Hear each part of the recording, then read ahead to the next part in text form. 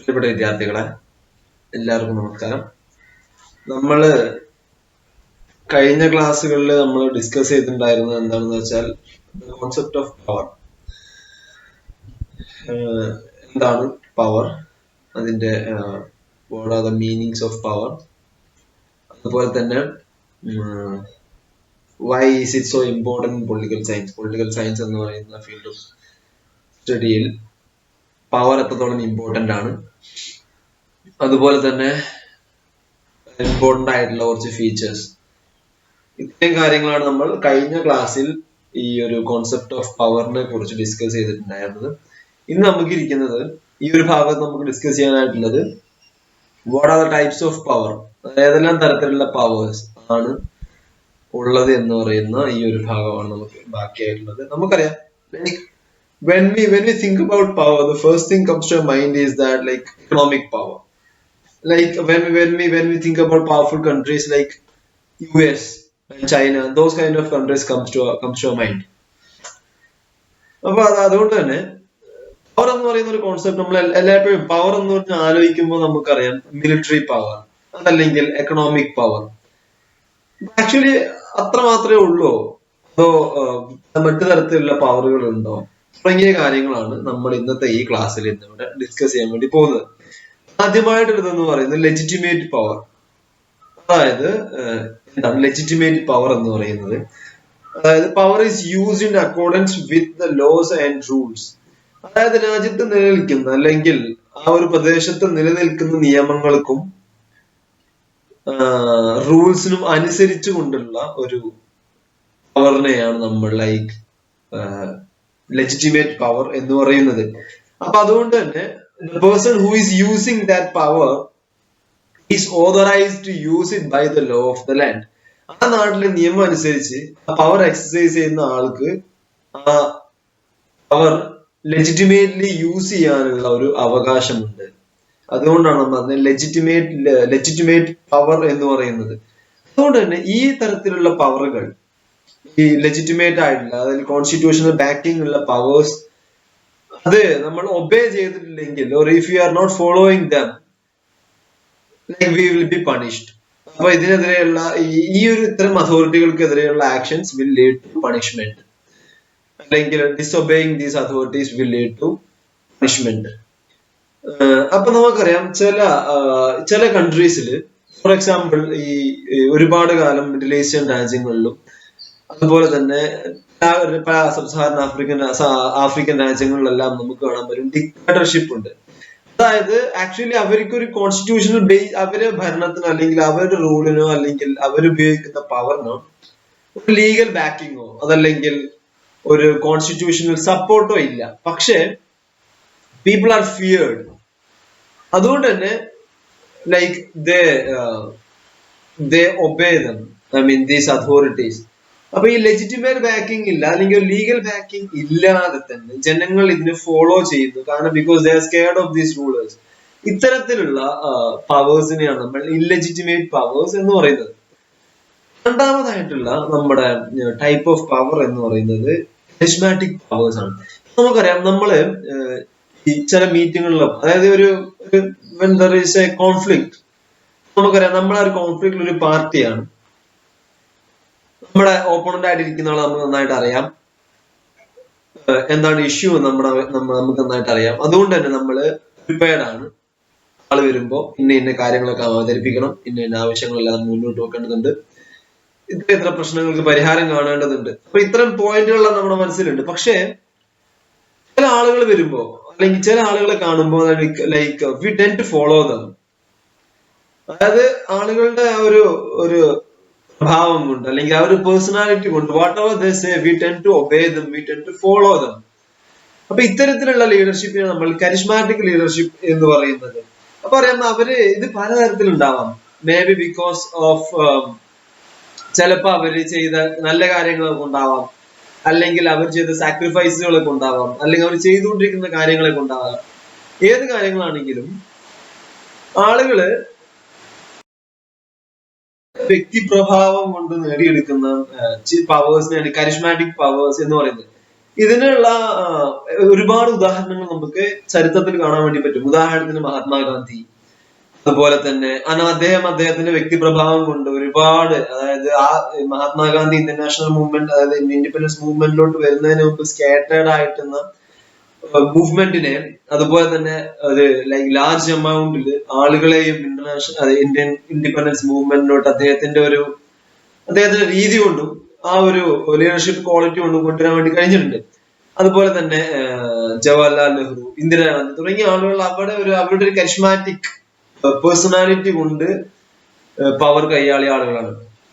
അതുപോലെ നമ്മുടെ തൊട്ടടുത്ത് നമുക്ക് എല്ലാവർക്കും പരിചയമായിട്ടുള്ള ഒരു ഉദാഹരണമാണ് നമ്മുടെ തമിഴ്നാടിന്റെ മുൻ മുഖ്യമന്ത്രിയാണ് ജയലളിത എന്ന് പറയുന്നത്.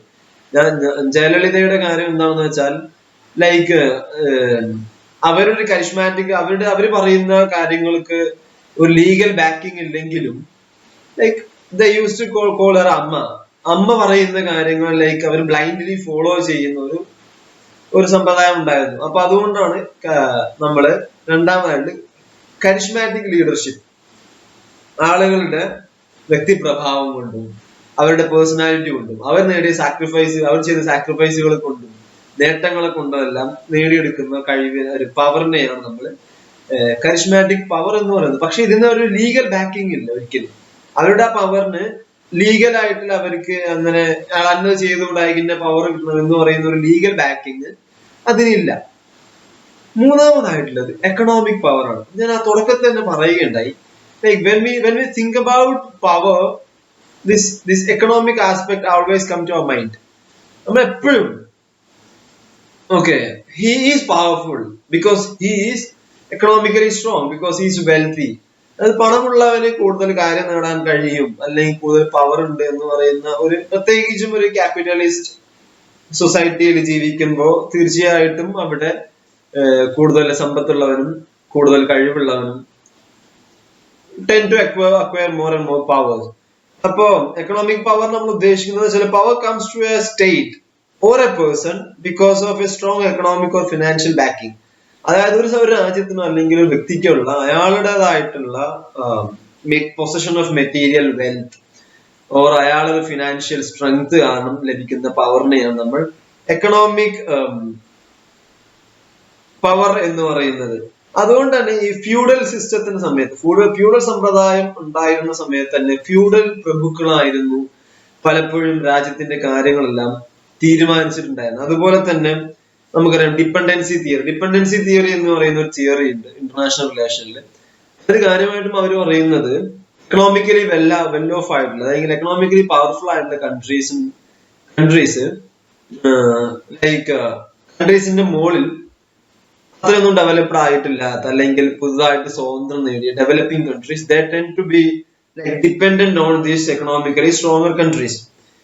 ഈ ലിബറൽ ഡെമോക്രസി, നമ്മളെ ഇപ്പൊ ഇന്ത്യയെ പോലുള്ള ലിബറൽ ഡെമോക്രാറ്റിക് രാജ്യങ്ങളിൽ ഇത്തരത്തിലുള്ള എക്കണോമിക് പവറിന് വളരെയധികം ഇൻഫ്ലുവൻസ് ചെലുത്താൻ വേണ്ടി പറ്റും. ഉദാഹരണത്തിന് നമുക്കറിയാം ഈ federation of Indian chamber and commerce, അല്ലെങ്കിൽ FCCI, അതുപോലെ കോൺഫെഡറേഷൻ ഓഫ് ഇന്ത്യൻ ഇൻഡസ്ട്രീസ് തുടങ്ങിയ ബിസിനസ് അല്ലെങ്കിൽ ഇൻഡസ്ട്രിയൽ പ്രഷർ ഗ്രൂപ്പിന് നമ്മുടെ ഒരു അഡ്മിനിസ്ട്രേറ്റീവ് അല്ലെങ്കിൽ ഗവൺമെന്റ് മെഷീനറിയുടെ മുകളിൽ ഒരുപാട് they can influence a lot on decision making process compared to the other interest groups like peasant groups or trade union groups. അപ്പൊ നമ്മൾ ഈ ട്രേഡ് യൂണിയൻ ഗ്രൂപ്പ്സ് അല്ലെങ്കിൽ അത്രയൊന്നും എക്കണോമിക്കലി സ്ട്രോങ് അല്ലാത്ത പെസൻസ് മൂവ്മെന്റ് അല്ലെങ്കിൽ പെസൻസ് ഗ്രൂപ്പ്സ്, പെസൻസ് യൂണിയൻസ്, ഇവർക്കെല്ലാം ചെലുത്താവുന്നതിനേക്കാളും കൂടുതൽ ഇൻഫ്ലുവൻസ് എക്കണോമിക്കലി സ്ട്രോങ് ആയിട്ടുള്ള അല്ലെങ്കിൽ ഫിനാൻഷ്യൽ ഇൻട്രസ്റ്റ് ഗ്രൂപ്പ്സുകളായിട്ടുള്ള ഫെഡറേഷൻ ഓഫ് ഇന്ത്യൻ ഇൻഡസ്ട്രീസും അതുപോലെ confederation of Indian chamber of Indian commerce and industry തുടങ്ങിയ ഗ്രൂപ്പ്സ്, പ്രഷർ ഗ്രൂപ്പിനെ എക്സേർട്ട് ചെയ്യാൻ വേണ്ടി പറ്റും. അതുപോലെ തന്നെ വലിയ മീഡിയ ഹൗസസ്, നമുക്കറിയാം ആൾമോസ്റ്റ് എല്ലാ മീഡിയ ഹൗസസും own by corporate big corporate shots. അത് വളരെ വലിയ മുതലാളിത്ത കോർപ്പറേറ്റുകളാണ് കാര്യമായിട്ടുള്ള മീഡിയ ഹൗസുകളെല്ലാം കൺട്രോൾ ചെയ്യുന്നത്. അതുകൊണ്ട് തന്നെ ഇവര് പുറത്തു വരുന്ന news, that's what we read and hear, right? അപ്പൊ ഇത് ഈ എക്കണോമിക്കലി സ്ട്രോങ് ആയുള്ള ഈ ഒരു group they tend to control the media, thus controlling the public opinion of the people. ഇതിനുള്ള ഒരു എക്സാമ്പിൾ എന്ന് പറയുന്നത് പൊളിറ്റിക്കൽ പാർട്ടീസിന്റെ ഫിനാൻസിങ്. ഇപ്പൊ നമുക്കറിയാം, നമ്മള് ഭാരതീയ ജനതാ പാർട്ടിയുടെ ഫിനാൻസിങ് നോക്കുവാണെങ്കിൽ, അല്ലെങ്കിൽ അവിടെ ഒരു ഇൻകം അല്ലെങ്കിൽ റിസോഴ്സ് നോക്കുകയാണെങ്കിൽ, രണ്ടാമതായിട്ട് വരുന്ന ഇന്ത്യൻ നാഷണൽ കോൺഗ്രസിന്റെ എല്ലാം ഒരു 10 മടങ്ങായിട്ട് വരും ഭാരതീയ ജനതാ പാർട്ടിയുടെ ഒരു അവരുടെ റിസോഴ്സ് എന്ന് പറയുന്നത്. കാരണം like they have got a lot of agencies or groups to fund their activities. അപ്പൊ അതുകൊണ്ട് തന്നെ ഞാൻ ആ ഒരു പാർട്ടിയെ നമുക്ക് അത്രത്തോളം റിസോഴ്സസ് ഉള്ളതുകൊണ്ടാണ് പ്രത്യേകം പറഞ്ഞത്. എല്ലാ പാർട്ടികളിലും അങ്ങനെയുണ്ട്, എല്ലാ പാർട്ടികൾക്കും അവരുടേതായ റിസോഴ്സ്, ഫിനാൻഷ്യൽ എയ്ഡ്സ് കൊടുക്കുന്ന ആളുകളുണ്ട്. പ്രശ്നം എന്താണെന്ന് വെച്ചാൽ, ഇങ്ങനെ പൊളിറ്റിക്കൽ പാർട്ടീസ് ഇതുപോലെ ഇൻഡസ്ട്രിയൽ ലോഡ്സ് ആളുകളിൽ നിന്ന് റിസോഴ്സസ് വാങ്ങിക്കുമ്പോൾ അത് കാരണം അവരുടെ when these parties when they come to power, they tend to support or when they tend to favor the interest of these big financial lords compared to the common men. ഇതിന് ഏറ്റവും ഒരു ഉദാഹരണമാണ് ഈ കഴിഞ്ഞ നൂറ്റാണ്ടുകളിൽ ഈ കളർ ടി വി എല്ലാം ഇറങ്ങുന്ന സമയത്ത് അർബൻ മിഡിൽ ക്ലാസ്സിന് കളർ ടി വി കൊടുത്തു, but at A cost of drinking water for normal common men. അതായത് സാധാരണക്കാർക്ക് ഡ്രിങ്കിങ് വാട്ടർ കൊടുക്കുന്നതിനേക്കാൾ ഇമ്പോർട്ടന്റ് ആയിട്ട് അർബൻ മിഡിൽ ക്ലാസ്സിന് നമ്മുടെ ഗവൺമെന്റ് അത് കളർ ടി വി കൊടുക്കേണ്ടത്. അപ്പൊ ഇതെല്ലാം എക്കണോമിക്കലി വെൽ ഓഫ് ആയിട്ടുള്ള അല്ലെങ്കിൽ എക്കണോമിക്കലി പവർഫുൾ ആയിട്ടുള്ള ആളുകൾക്ക് how they can influence decision making process in A liberal democracy എന്നതിന് ഏറ്റവും ബെസ്റ്റ് ആയിട്ടുള്ള 1-2 ഉദാഹരണങ്ങളാണ് ഞാനിപ്പം നിങ്ങളുടെ മുന്നിൽ പറഞ്ഞിട്ടുള്ളത്. പിന്നെയുള്ളത് മൂന്നാമതായിരുന്നു പൊളിറ്റിക്കൽ പവർ ആണ്. പൊളിറ്റിക്കൽ പവർ എന്ന് പറയുമ്പോൾ like it is like deeply rooted in politics. അതായത് നമുക്കറിയാം, ഏതൊരാളും ഇപ്പൊ ഈ പ്രത്യേകിച്ചും ഒരു ഫോർമൽ പൊളിറ്റിക്കൽ ഇൻസ്റ്റിറ്റ്യൂഷന്റെ കാര്യങ്ങളാണെങ്കിൽ നോക്കുകയാണെങ്കിൽ നമുക്കറിയാം, കൂടുതൽ ജനങ്ങളുടെ സപ്പോർട്ടുള്ള ആളുകൾ when they have a political backing they tend to be more powerful, and when they lose this political support they lose the power also. അതുകൊണ്ട് ഈ പൊളിറ്റിക്കൽ സപ്പോർട്ടും പവറും actually like not interrelated, but political power is or we can say like administrative power or governmental power is very much dependent on the political support. ഏറ്റവും കാര്യമായിട്ട് പറയുകയാണെങ്കിൽ democratic government കേസിലെല്ലാം നോക്കാം, ഗവൺമെന്റിന് ഒരു പോപ്പുലർ സപ്പോർട്ട് ഇല്ലെങ്കിൽ തീർച്ചയായിട്ടും ആ government വീട് പോകും.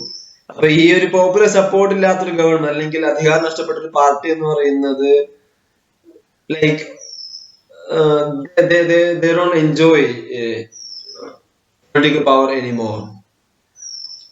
ഇനിയുള്ള അഞ്ചാമതായിട്ടുള്ളത് psychological power. Actually psychological power എന്ന് പറയുമ്പോൾ സൈക്കോളജിക്കൽ പവർ അത് നമുക്ക് ഐഡിയോളജിക്കൽ പവർ എന്ന് പറയാം, അല്ലെങ്കിൽ സോഫ്റ്റ് പവർ എന്നൊക്കെ പറയാം. അതായത് ഈ ഒരു ഐഡിയോളജിക്കൽ പവർ അല്ലെങ്കിൽ സൈക്കോളജിക്കൽ പവറിന്റെ കാര്യത്തിൽ ലൈക്ക് അവിടെ എക്കണോമിക് പവർ അല്ലെങ്കിൽ മിലിറ്ററി പവർ, പൊളിറ്റിക്കൽ പവർ ഒന്നുമല്ല.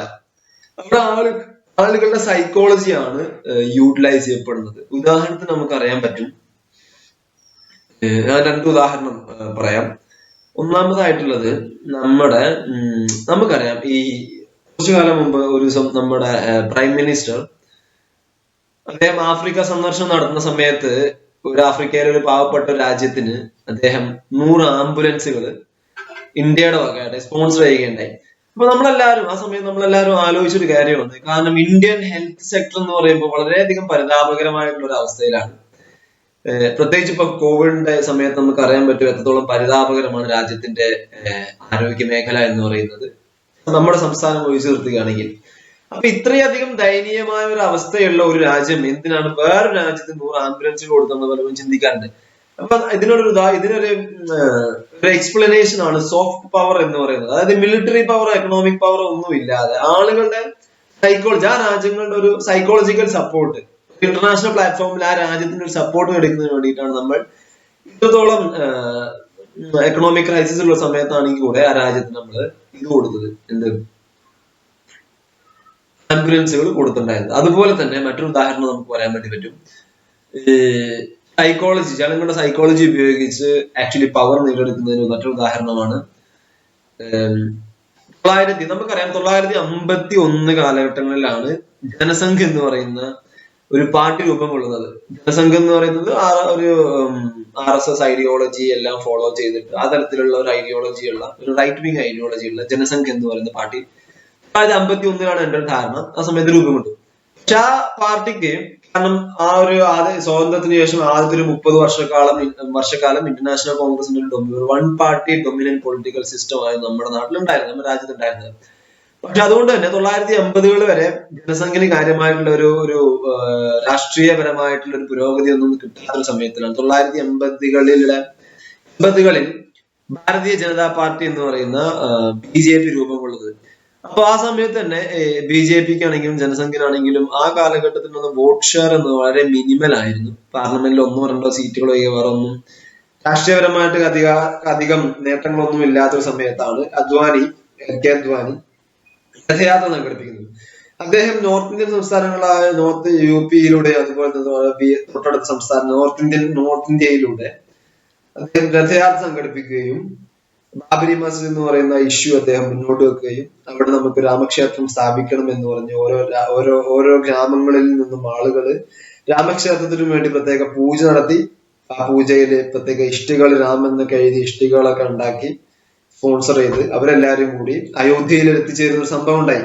അപ്പൊ ഈ ഒരു രഥയാത്രയിലൂടെ ജനങ്ങളുടെ ഒരു സൈക്കോളജി എന്ന് പറയുന്നത് ജനങ്ങളെ ഏറ്റവും വൾണറബിൾ ആയിട്ടുള്ള ഒരു പോയിന്റ് ആണ് റിലീജിയൻ എന്ന് പറയുന്നത്. കാരണം like when we talk about religion or when we talk religion to the people, they tend to listen to us. അപ്പൊ ഈ ഒരു സമയത്താണ് ജനങ്ങളുടെ റിലീജിയൻ എന്ന് പറയുന്നത് അല്ലെങ്കിൽ റിലീജിയസ് സെന്റിമെന്റ് യൂട്ടിലൈസ് ചെയ്തുകൊണ്ട് അതുപോലെ രഥയാത്ര നടത്തുകയും രഥയാത്രയ്ക്ക് ശേഷം നടന്ന ഇലക്ഷനിൽ ഒരു കൺസിഡറബിൾ ആയിട്ടുള്ള അല്ലെങ്കിൽ വളരെ കൂടുതലായിട്ടുള്ള വോട്ട് ഷെയർ ആ സമയത്ത് ഭാരതീയ ജനതാ പാർട്ടിക്ക് നേടുകയുണ്ടായി. അതിനുശേഷം ബാബരി മസ്ജിദ് തകർക്കപ്പെട്ടു. അതിനുശേഷം 1996 ഭാരതീയ ജനതാ പാർട്ടി ഇന്ത്യ ചരിത്രത്തിൽ ആദ്യമായിട്ട് അധികാരത്തിൽ കയറുകയുണ്ടായി.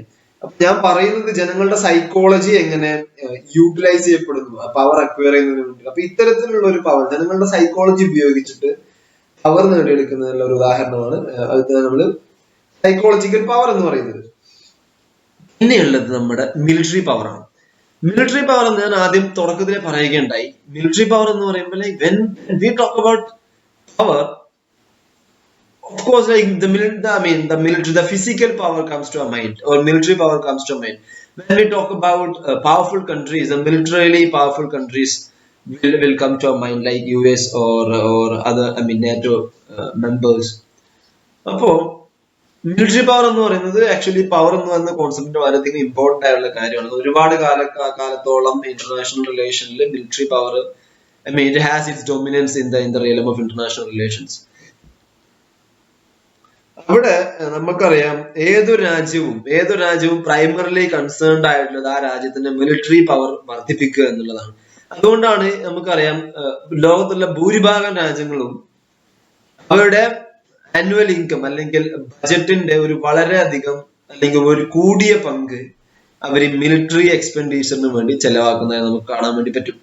ചില രാജ്യങ്ങൾ ഒഴിച്ച്. അത് മിലിറ്ററി പവർ അത്രത്തോളം ഇമ്പോർട്ടന്റ് ആണെന്ന് നമുക്ക് കാണിക്കുന്ന ഒരു കാര്യമാണ്. അതുകൊണ്ടാണ് രാജ്യങ്ങൾ തമ്മിൽ ആക്ച്വലി ഒരുപാട് ട്രീറ്റുകളുണ്ട്. ലോകത്ത് പല ട്രീറ്റുകളുണ്ട്. ഈ മിസൈലിന്റെ ഡിസാർമമെന്റ് ട്രീറ്റുകളുണ്ട്, അതുപോലെ ന്യൂക്ലിയർ പ്രോലിഫറേഷൻ ട്രീറ്റുകളുണ്ട്. എന്തൊക്കെ ഉണ്ടെങ്കിലും പല രാജ്യങ്ങളും അതൊന്നും ഇപ്പൊ നമ്മുടെ രാജ്യം 1998 ന്യൂക്ലിയർ വെപ്പൺ പരീക്ഷ സമയത്ത് ന്യൂക്ലിയർ പ്രോലിഫറേഷൻ ട്രീറ്റിയിൽ സൈൻ ചെയ്യാതെ നമ്മൾ എന്ത് ചെയ്തു, പാകിസ്ഥാന് ത്രെട്ട് മാനിച്ച് നമ്മൾ ന്യൂക്ലിയർ ബോംബ് പരീക്ഷിക്കുകയുണ്ടായി, ആറ്റം ബോംബ് പരീക്ഷിക്കുകയുണ്ടായി.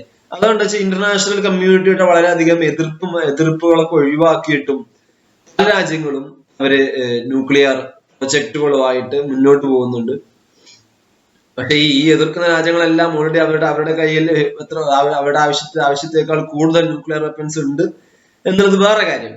എന്നിരുന്നാലും ഇതുപോലെ തന്നെ മിലിറ്ററി പവറിന്റെ, അതായത് ഇന്റർനാഷണൽ അറീനയിൽ മിലിറ്ററി പവറിന്റെ ഒരു ഇമ്പോർട്ടൻസ് കാണിക്കുന്ന മറ്റൊരു ഉദാഹരണമാണ് 1945 2 ലോക മഹായുദ്ധങ്ങൾക്ക് ശേഷം ഇനി ഒരു യുദ്ധം, അതായത് ഇത്രയധികം നാശനഷ്ടങ്ങൾ വിതച്ച ഇനി ഒരു യുദ്ധം ഉണ്ടാവാൻ പാടില്ല എന്ന് തീരുമാനിച്ചുകൊണ്ട് ആ സമയത്ത് ഉണ്ടായിരുന്ന international leaders United Nations organisation എന്ന് പറയുന്ന ഒരു ഓർഗനൈസേഷൻ ഉണ്ടാകുന്നത് UN ചാർട്ടറിന്റെ ഫസ്റ്റ് ആർട്ടിക്കിളിൽ പറയുന്നുണ്ട് to prevent the future generation from the forge of war which has brought like enormous destruction for the humankind എന്നൊക്കെ പറഞ്ഞ് തുടങ്ങുന്നുണ്ട്. അതായത് ഇനി വരുന്ന ഒരു ജനറേഷനെ ഇത്തരത്തിലുള്ള ഒരു മഹായുദ്ധത്തിൽ നിന്നും രക്ഷപ്പെടുത്തുക എന്ന ഒരു ലക്ഷ്യത്തോടു കൂടിയാണ് യുണൈറ്റഡ് നേഷൻസ് രൂപം കൊണ്ടത്.